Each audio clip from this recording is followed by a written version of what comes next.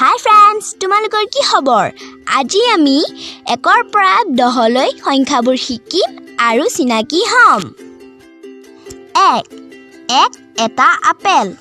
Apple খাবলৈ মিঠা। 2. দুটা চৰাই। চৰাই দুটাই গছৰ ডালত বহি আছে। 3. তিনিখন নাও। নাও পানীত চলাচল কৰে। 4. চাৰিটা পুতলা। পুতলাকেইটা দেখিবলৈ বৰ মৰম লগা।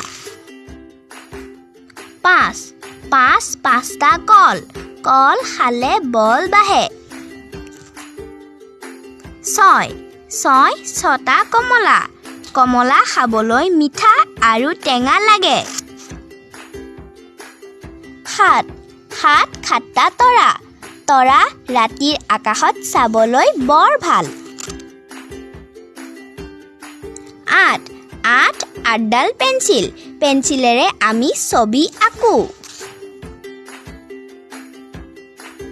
9. নটা বল। বল আমি খেলো। 10টা হাঁহ। হাঁহ পানীত চৰে।